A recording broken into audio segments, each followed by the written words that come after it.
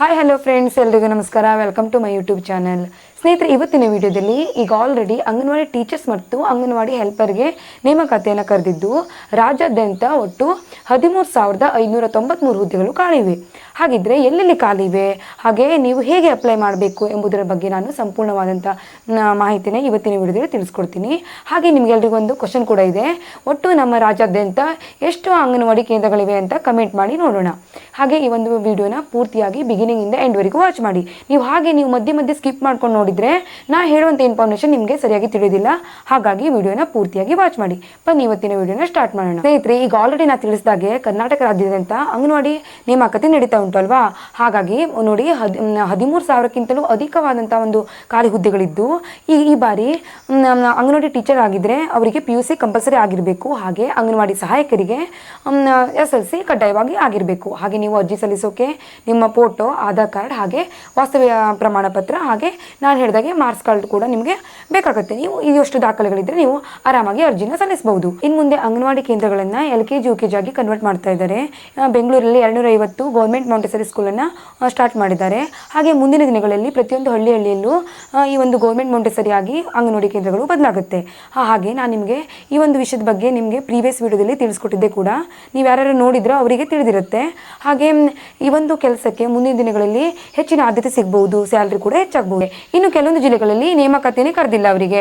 ಅಂಥ ಜಿಲ್ಲೆ ಯಾವ್ದು ಅಂತ ನಾನು ಅವರಿಗೆ ಕರೆದ ತಕ್ಷಣ ಮುಂದಿನ ವಿಡಿಯೋದಲ್ಲಿ ನಿಮಗೆ ಇನ್ಫಾರ್ಮೇಷನ್ ನನಗೆ ಸಿಕ್ಕ ತಕ್ಷಣ ನಿಮಗೆ ತಿಳಿಸ್ತೇನೆ. ಹಾಗಿದ್ರೆ ನೀವು ನನ್ನ ಚಾನೆಲ್ನ ಸಬ್ಸ್ಕ್ರೈಬ್ ಮಾಡಿಕೊಂಡು ಪಕ್ಕದಲ್ಲಿರುವಂಥ ಬೆಲ್ ಐಕಾನ್ ಕ್ಲಿಕ್ ಮಾಡಿಕೊಂಡು ನೋಟಿಫಿಕೇಶನ್ ಆನ್ ಮಾಡ್ಕೊಳ್ಬೇಕು. ನೀವು ಹೀಗೆ ನೋಟಿಫಿಕೇಶನ್ ಆನ್ ಮಾಡಿಕೊಂಡ್ರೆ ಮಾತ್ರ ನಾನು ವಿಡಿಯೋ ಹಾಕಿದ ತಕ್ಷಣ ನಿಮಗೆ ಬೇಗ ಇನ್ಫಾರ್ಮೇಷನ್ ಸಿಗುತ್ತೆ.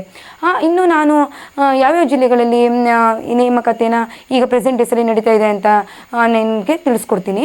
ಹಾಗೆ ನೀವು ಸುಲಭವಾಗಿ ಮನೇಲೇ ಕೂತ್ಕೊಂಡು ನಿಮ್ಮ ಮೊಬೈಲಲ್ಲೇ ಯಾವುದೇ ಸೈಬರ್ ಸೆಂಟರ್ಗೆ ಹೋಗದೆ ಈ ಒಂದು ಅಂಗನವಾಡಿ ನೇಮಕಾತಿಗೆ ಅರ್ಜಿನ ನೀವು ಸುಲಭವಾಗಿ ಸಲ್ಲಿಸಬಹುದು. ಅದು ಹೇಗೆ ಅನ್ನೋದನ್ನು ನಾನು ಸ್ಟೆಪ್ ಬೈ ಸ್ಟೆಪ್ ಸುಲಭವಾಗಿ ನಿಮಗೆ ಅರ್ಥವಾಗೋ ರೀತಿಯಲ್ಲಿ ತಿಳಿಸ್ಕೊಟ್ಟಿದ್ದೀನಿ. ನೀವು ಯಾರಾದರೂ ಇಂಟ್ರೆಸ್ಟ್ ಇದ್ದವರು ಡಿಸ್ಕ್ರಿಪ್ಷನ್ ಲಿಂಕನ್ನು ಕೊಟ್ಟಿರ್ತೀನಿ, ನೀವು ಚೆಕ್ ಮಾಡಿಕೊಂಡು ಆ ಒಂದು ವಿಡಿಯೋನ ನೋಡಿ ನೀವು ಸುಲಭವಾಗಿ ಅರ್ಜಿನ ಅಪ್ಲೈ ಮಾಡ್ಬೋದು. ಬನ್ನಿ, ಈಗ ಯಾವ್ಯಾವ ಜಿಲ್ಲೆಗಳಲ್ಲಿ ಈಗ ಪ್ರೆಸೆಂಟಾಗಿ 6 ಜಿಲ್ಲೆಗಳಲ್ಲಿ ಈ ಒಂದು ಅರ್ಜಿನ ನಡೀತಾ ಇದೆ, ಅದ್ರ ಬಗ್ಗೆ ತಿಳಿಸ್ಕೊಡ್ತೀನಿ. ಓಕೆ ಸ್ನೇಹಿತರೆ, ಈಗ ನೀವು DWCD ಅಂತ ಇಲ್ಲಿ ಟೈಪ್ ಮಾಡಿ ಸರ್ಚ್ ಮಾಡಿದಾಗ ಈ ರೀತಿ ಪೇಜ್ ಓಪನ್ ಆಗುತ್ತೆ ನೋಡಿ.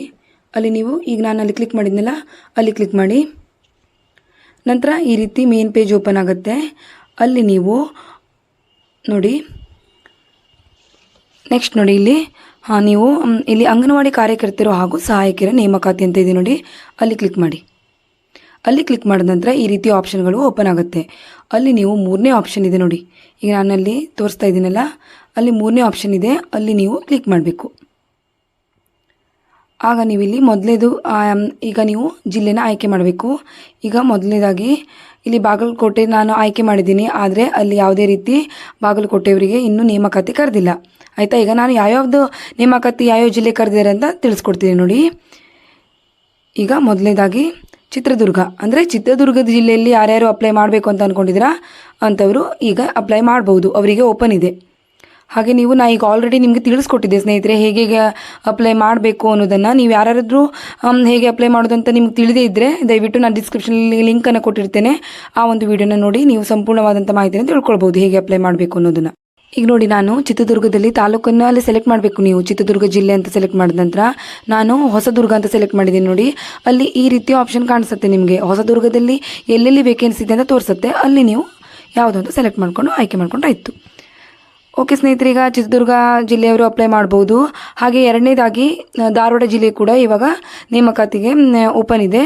ನೀವು ಯಾರ್ಯಾರು ಅಲ್ಲಿ ಧಾರವಾಡ ಜಿಲ್ಲೆಯವರಾಗಿದ್ದರೆ ಅವರು ಕೂಡ ಅಪ್ಲೈ ಮಾಡ್ಬೋದು. ಅಲ್ಲಿ ಕೂಡ ಹಾಗೆ ನೀವು ಯಾವ ತಾಲೂಕು ಅಂತ ಸೆಲೆಕ್ಟ್ ಮಾಡಿದ ನಂತರ ನಿಮ್ಮ ಕ್ಯಾಸ್ಟನ್ನು ಸೆಲೆಕ್ಟ್ ಮಾಡಿ, ಅದರ ನಂತರ ನೀವು ಆ ತಾಲೂಕು ಸೆಲೆಕ್ಟ್ ಮಾಡಿದ ನಂತರ ಅಲ್ಲಿ ಯಾವ್ಯಾವ ಖಾಲಿ ಇರುವಂಥ ಒಂದು ವೇಕೆನ್ಸಿ ಪ್ಲೇಸ್ ತೋರಿಸುತ್ತೆ, ನೀವು ಅಲ್ಲಿ ಅಪ್ಲೈ ಮಾಡ್ಬೋದು. ಇವಾಗ ಚಿತ್ರದುರ್ಗ ಹಾಗೂ ಧಾರವಾಡ 2 ಜಿಲ್ಲೆ ಹೇಳಿದ್ನಲ್ಲ. ಇವಾಗ ನೆಕ್ಸ್ಟು ಕಲಬುರಗಿ ಜಿಲ್ಲೆಯಲ್ಲಿ ಯಾರ್ಯಾರಿದ್ದೀರಾ ಅವರು ಅಪ್ಲೈ ಮಾಡಬೇಕು ಅಂತ ಅಂದ್ಕೊಂಡಿದ್ದೀರಾ ಅವರಿಗೂ ಕೂಡ ಈಗ ನೇಮಕಾತಿ ನಡೀತಾ ಇದೆ. ನೀವು ಯಾವ ತಾಲೂಕು ಅಂತ ಸೆಲೆಕ್ಟ್ ಮಾಡಿ ಅಲ್ಲಿ ನಿಮ್ಮ ಪ್ಲೇಸ್ ಯಾವ್ದು ಬರುತ್ತೆ ನೋಡಿ, ಅದನ್ನು ನೋಡ್ಕೊಂಡು ನೀವು ಅಪ್ಲೈ ಮಾಡಿ. ಹಾಗೆ ನೆಕ್ಸ್ಟ್ 4ನೇದಾಗಿ ನೋಡಿ, ಹಾಸನ ಜಿಲ್ಲೆಯವರಿಗೂ ಕೂಡ ಇವಾಗ ನೇಮಕಾತಿ ನಡೀತಾ ಇದೆ. ಅಲ್ಲೂ ಕೂಡ ನೀವು ಯಾವ ತಾಲೂಕು ಅಂತ ಸೆಲೆಕ್ಟ್ ಮಾಡಿ ನಿಮ್ಮ ಆ ತಾಲೂಕಲ್ಲಿ ನೋಡಿ ಯಾವ್ಯಾವುದು ವೇಕೆನ್ಸಿ ಖಾಲಿ ಇದೆ ಅಂತ ನೋಡಿ ಸೇಮ್ ಪ್ರೊಸೀಜರ್ ಅದೇ ರೀತಿ ಈಗ ನಾ ಹೇಳಿದ್ನಲ್ಲ ಅದೇ ರೀತಿ ನೀವು ಎಲ್ಲಿ ವೇಕೆನ್ಸಿ ಇದೆ ನೋಡಿಕೊಂಡು ಅಲ್ಲಿ ಕೂಡ ನೀವು ಅಪ್ಲೈ ಮಾಡ್ಬೋದು. ಹಾಗೆ ಸ್ನೇಹಿತರೆ, ಇವಾಗ ಹಾಸನ ಆದ ನಂತರ ಇನ್ನು 5ನೇದಾಗಿ ಶಿವಮೊಗ್ಗ. ಶಿವಮೊಗ್ಗದಲ್ಲೂ ಕೂಡ ಸೇಮ್ ಪ್ರೊಸೀಜರ್ ನಾ ಹೇಳಿದಾಗೆ ಅಲ್ಲಿ ಯಾವ ತಾಲೂಕು ಅಂತ ಸೆಲೆಕ್ಟ್ ಮಾಡಿ, ಹಾಗೆ ಯಾವ್ಯಾವ ತಾಲೂಕಲ್ಲಿ ಎಷ್ಟೆಷ್ಟು ವೇಕೆನ್ಸಿ ಖಾಲಿ ಇದೆ, ಎಲ್ಲೆಲ್ಲಿ ಪ್ಲೇಸ್ ಇದೆ ಅಂತ ನೋಡಿಕೊಂಡು ನೀವು ಆ ಪ್ಲೇಸ್ ಅವರಾಗಿದ್ದರೆ ನೀವು ಅಪ್ಲೈ ಮಾಡ್ಬೋದು.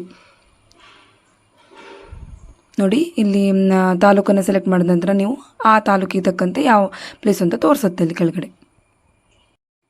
ಇವಾಗ ದಾವಣಗೆರೆ ಜಿಲ್ಲೆಯವರಿಗೂ ಕೂಡ ನೇಮಕಾತಿ ಕರೆದಿದ್ದಾರೆ. ಸೊ ದಾವಣಗೆರೆ ಜಿಲ್ಲೆಯವರಾಗಿದ್ದರೆ ನೀವು ಅಲ್ಲಿ ಯಾವ ತಾಲೂಕು ಅಂತ ನೀವು ಸೆಲೆಕ್ಟ್ ಮಾಡಿ, ಅಲ್ಲಿ ತಾಲೂಕು ಯಾವುದಾದ್ರು ಓಪನ್ ಇದೆ ಅಂತ ತೋರಿಸುತ್ತೆ ನಿಮಗೆ. ಅನಂತರ ನಿಮ್ಮ ಕೆಳಗಿನ ಆಪ್ಷನಲ್ಲಿ ನೀವು ವರ್ಕರಿಗೆ ಅಪ್ಲೈ ಮಾಡಬೇಕು ಅಂತಿದ್ದೀರಾ, ಹೆಲ್ಪರಿಗೆ ಅಪ್ಲೈ ಮಾಡಬೇಕು ಅಂತಿದ್ದೀರಾ ನೋಡಿಕೊಂಡು ನೀವು ಅಪ್ಲೈ ಮಾಡಬೇಕು. ಸೊ ಅದೇ ಥರನೇ ಈಗ ನೆಕ್ಸ್ಟ್ ಪ್ರೊಸೀಜರ್ ಸೇಮ್ ಇರುತ್ತೆ. ಅಲ್ಲೂ ಕೂಡ ನೀವು ತಾಲೂಕು ಯಾವುದು ಅಂತ ಸೆಲೆಕ್ಟ್ ಮಾಡಿದ ನಂತರ ಅಲ್ಲಿ ಯಾವ್ಯಾವ ಪ್ಲೇಸಸ್ ಇದೆ ಅಂತ ತೋರಿಸುತ್ತೆ. ಅಲ್ಲಿ ನೀವು ಯಾವ ಪ್ಲೇಸು ಅಂತ ಆಯ್ಕೆ ಮಾಡಿಕೊಂಡು ಅಲ್ಲಿ ನೀವು ಅಪ್ಲೈ ಮಾಡ್ಬೋದು.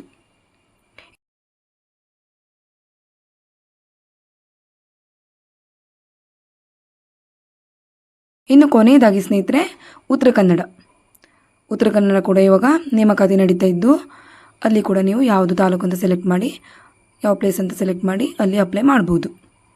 ಸೊ ನಿಮ್ಗೆ ತಿಳಿತಲ್ಲ ಸ್ನೇಹಿತರೆ ಯಾವ್ಯಾವ ಜಿಲ್ಲೆ ಅಂತ.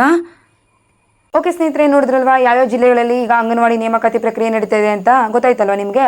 ಹಾಗಿದ್ರೆ ಇನ್ನೂ ತಡ ಮಾಡಬೇಡಿ. ನೀವು ಯಾರ್ಯಾರು ಅಪ್ಲೈ ಮಾಡಬೇಕು ಅಂತ ಅಂದ್ಕೊಂಡಿದ್ದೀರಾ ಅವರಿಗೆ ನಾನು ಸುಲಭವಾಗಿ ನೀವು ಮೊಬೈಲಲ್ಲೇ ಯಾವುದೇ ₹1 ಫೀ ಇಲ್ಲದೆ ಸೈಬರಿಗೆ ಹೋಗದೆ ಹೇಗೆ ಅಪ್ಲೈ ಮಾಡೋದನ್ನು ಸ್ಟೆಪ್ ಬೈ ಸ್ಟೆಪ್ ತಿಳಿಸ್ಕೊಟ್ಟಿದ್ದೆ. ನೀವು ಸುಲಭವಾಗಿ ಅದನ್ನು ನೋಡಿ ಬೇಗ ಅಪ್ಲೈ ಮಾಡಿ. ಹಾಗೆ ನೀವು ಲೈಕ್ ಕೊಡೋದನ್ನು ಮಾತ್ರ ಮರಿಬೇಡಿ. ನಿಮ್ಮ ಒಂದು ಲೈಕಿಂದ ನಮಗೆ ಇನ್ನೂ ಹೆಚ್ಚೆಚ್ಚು ವೀಡಿಯೋ ಮಾಡೋಕ್ಕೆ ಪ್ರೋತ್ಸಾಹ ಸಿಗುತ್ತೆ. ಜಸ್ಟ್ ಒಂದು ಲೈಕ್ ಕೊಟ್ಬಿಡಿ. ಹಾಗೆ ಮುಂದಿನ ವೀಡಿಯೋದಲ್ಲಿ ನಾನು ಸಿಗ್ತೀನಿ. ಅಲ್ಲಿವರೆಗೂ ಬೈ.